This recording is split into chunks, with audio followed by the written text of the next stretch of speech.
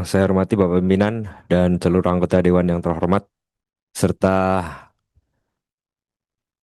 Bapak Jambidum, Ibu dari MA, dan juga hadirin yang lain yang berkesempatan hadir pada kesempatan ini.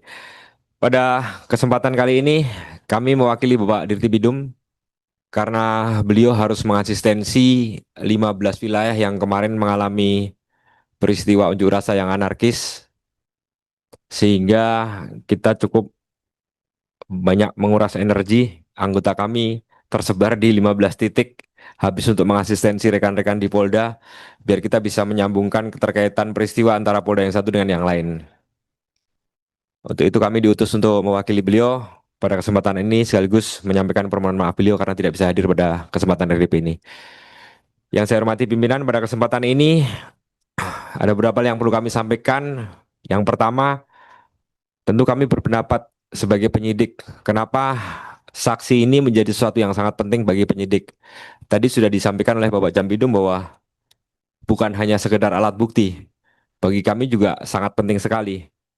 Karena pengalaman kami juga di lapangan, kalau kita lihat di sini kan yang dilindungi itu baru sebatas pada tindak pidana yang terorisme, HAM atau yang lain. Padahal faktanya di beberapa tindak pidana umum juga sangat sering terjadi adanya ancaman terhadap saksi yang luar biasa. Bahkan di beberapa kasus juga sampai dengan pelakunya mengalami saksinya mengalami luka bahkan sampai ada yang meninggal untuk menghilangkan keterkaitan kesaksian yang satu dengan yang lain.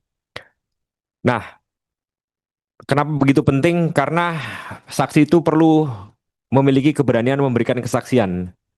Saksi itu seringkali mendapatkan ancaman, tekanan, atau intimidasi dari pelaku atau pihak lain yang berkepentingan. Nah, ini terutama di beberapa kasus kejahatan di wilayah yang sering kita alami itu misalnya kasus-kasus kejahatan seksual yang mungkin pelakunya merupakan orang-orang yang kuat atau mungkin seorang tokoh atau mungkin juga dalam kuasa relasi yang kuat. Misalnya dalam beberapa kasus yang kita sidik itu di wilayah lembaga pendidikan yang sifatnya boarding, itu seringkali terjadi di mana pelakunya adalah orang yang memiliki kuasa relasi cukup kuat di situ. Sehingga hampir semua teman-temannya itu mungkin kadang-kadang tahu, tapi karena mereka juga memiliki ketakutan untuk menyampaikan fakta yang sebenarnya, sehingga mereka tidak berani. Nah, ini kenapa begitu penting kita memunculkan keberanian memberikan kesaksian. Kemudian perlindungan itu juga bertujuan untuk kebenaran proses hukum. Karena kita juga sering mengalami di tengah jalan, saksi ini tiba-tiba merubah keterangannya, minta di BAP ulang. Ada apa? Tidak mau jujur. Ya Pak, pokoknya keterangannya saya rubah. Di luar proses itu kemudian kita selidiki. Oh, ternyata ada tekanan.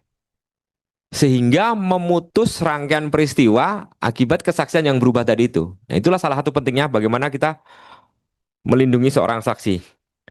Nah, kalau sudah semikian, maka sangat bisa jadi nanti akan menghambat yang namanya keadilan. Kemudian selain itu juga kita untuk menjaga integritas proses peradilan di mana saksi yang terlindungi pasti akan cenderung memberikan keterangan yang konsisten dan tidak dalam pengaruh tekanan eksternal. Tentu ini terkait dengan kebutuhan kami sebagai penyidik. Kalau seorang saksi itu konsisten, kemudian keterangannya benar, tentu akan memudahkan proses pembuktian. Kalau proses pembuktian sudah benar, ini akan meringankan tugas dari jaksa penuntut umum. Karena jujur kita akui kadang-kadang ketika terjadi perubahan keterangan kesaksian dari seseorang yang mendapatkan tekanan itu, berkas maju ke jaksa, nanti jaksa mengatakan, Pak, keterangan yang ini dengan yang ini tidak nyambung, ada yang putus.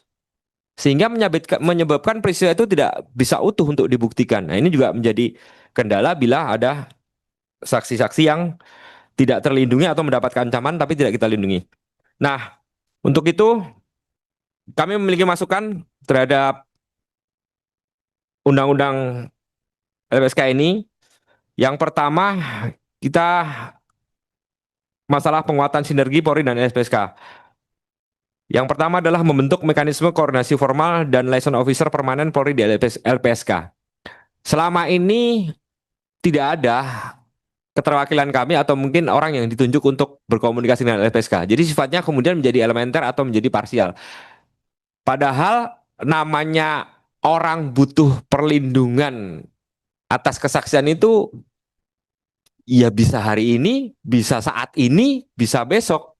Ini kadang-kadang kalau tidak ada personel yang ditunjuk agak merepotkan juga. Belum lagi faktanya seperti disampaikan Pak Jambinu tadi, tidak setiap wilayah punya perwakilan LPSK. Sementara di Polri sendiri juga tidak ditunjuk orang-orang tertentu yang nanti akan bertugas untuk mengkomunikasikan dengan LPSK. Artinya sangat tergantung kepentingan dari penyidikan itu sendiri atau penyidiknya diajak komunikasi atau enggak gitu loh. Kemudian yang kedua mengatur kewajiban pertukaran data dan informasi antar lembaga dengan standar kerahasiaan yang tinggi. Ini sangat penting. Karena sekali lagi kalau data dan informasi tentang saksi, tentang materi kesaksian ini kemana-mana, ya nanti akan menjadi ribet semuanya gitu loh. Karena kalau semua orang bisa mengakses, nanti akan menjadi ribet. Belum lagi nanti kalau ada kepentingan-kepentingan tertentu yang mencoba untuk membelokkan satu peristiwa pidana yang sedang kita lakukan penyidikan. Kemudian yang berikutnya, perluasan cakupan perlindungan. Ini perlindungan tidak hanya sebatas untuk kasus korupsi narkotika, tetapi juga mungkin di tindak pidana umum. Artinya begini, seperti saya sampaikan tadi, faktanya banyak juga di peristiwa tindak pidana umum itu saksi yang mendapatkan ancaman bahkan sampai meninggal.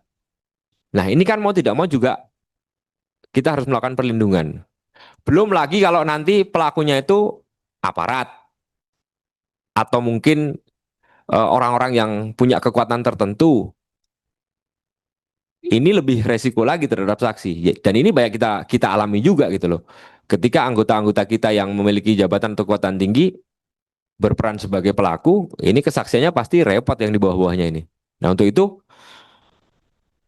perlunya perluasan cakupan perlindungan. Kemudian usulan kami juga memasukkan whistleblower dan justice collaborator sebagai subjek perlindungan. Dan yang mungkin jadi pertanyaan kami juga, bagaimana bila subjek perlindungan tersebut adalah informan Polri atau petugas Polri yang juga rentan terhadap ancaman yang membahayakan keselamatan. Ini terutama di kasus-kasus narkotika, kemudian di kasus-kasus people smuggling, trafficking, ini banyak. Tentu ini harus menjadi perhatian kita semuanya. Kemudian kalau untuk dukungan teknis dan operasional, Polri siap memberikan pengamanan langsung melalui pengawalan, safe house, dan pengamanan sidang serta penindakan tindak pidana. Kemudian yang terpenting lagi adalah mengintegrasikan sistem digital monitoring antara Polri dan LPSK untuk mendeteksi ancaman terhadap saksi. Kemajuan teknologi tidak bisa kita pungkiri, di mana-mana sekarang ada kamera, di mana-mana sekarang ada handphone yang bisa menyorot. Nah, ini perlunya kita mengintegrasikan sistem digital monitoring. Kemudian menyelenggarakan pelatihan bersama tentang witness protection sesuai dengan standar internasional. Yang berikutnya, dari aspek hukum dan prosedural, kita memberikan usulan prosedur pengajuan perlindungan dapat dilakukan melalui LPSK atau lembaga negara tertentu yang ditunjuk dengan pertimbangan belum adanya LPSK di daerah atau di daerah, dan kita melihat kondisi geografis di Indonesia. Ini penting, misalnya kami pernah bertugas di Indonesia Timur, di wilayah Maluku Tenggara. Kalau di situ terjadi ancaman terhadap saksi, mungkin kita juga akan bingung, ini mau melapor kepada siapa? Akhirnya cuma melapor kepada polisi. Mereka, Pak, kalau bisa lindungi LPSK. Perjalanan ke sana bagaimana? Kemudian bagaimana nanti mekanisme perlindungannya? Belum lagi persidangannya. Di Maluku Tenggara itu mungkin kejaksaannya ada di mana, Polresnya ada di mana, pengadilannya. Karena di situ ada 3 pulau. Nah, ini kan cukup merepotkan. Artinya ini perlu menjadi pertimbangan dengan melihat luasnya wilayah Indonesia dan kontur geografisnya. Kemudian pengaturan yang tegas mengenai kerahasiaan identitas saksi termasuk opsi keterangan jarak jauh atau telekonferensi. Kemudian sanksi pidana bagi yang membocorkan identitas atau mengabaikan kewajiban terhadap perlindungan. Kemudian yang berikutnya, untuk masalah pendanaan fasilitas, dukungan penambahan anggaran untuk perlindungan dibebankan pada APBN melalui LPSK seiring peningkatan operasional dan kompleksitas kasus yang ditangani. Kemudian juga fasilitas safe house dan perlindungan sementara dapat diperluas hingga tingkat provinsi dan kabupaten. Ini untuk memudahkan proses penyidikan, penuntutan, dan persidangan. Kemudian yang terakhir kami mendorong partisipasi masyarakat melalui community policing atau Babin Kamtimas untuk dapat memberikan dukungan sosial bagi korban dan saksi serta meningkatkan keberanian masyarakat sebagai korban dan saksi untuk mengajukan permohonan perlindungan. Nah, kadang-kadang masyarakat di level bawah ini bingung mau meminta perlindungan kepada siapa, jalurnya kemana. Ini nanti yang kami mohon untuk betul-betul disosialisasikan sampai di level bawah. Ya kalau mungkin di Jakarta banyak informasi yang bisa diakses, di Semarang, di Surabaya. Tapi kita bayangkan misalnya teman-teman kita yang hidup di pedalaman Kalimantan Tengah sana. Karena kan peristiwa pidana tidak melihat tempat, Pak, dimanapun bisa terjadi gitu. Nah, ini mungkin nanti yang perlu kita kembangkan lebih lanjut. Demikian usulan kami dari Direktorat Tindak Pidana Umum Baris Krim Polri. Mudah-mudahan bisa memberikan manfaat. Ada kurang lebihnya kami mohon maaf. Assalamualaikum warahmatullahi wabarakatuh. Terima kasih yang mewakili Direktur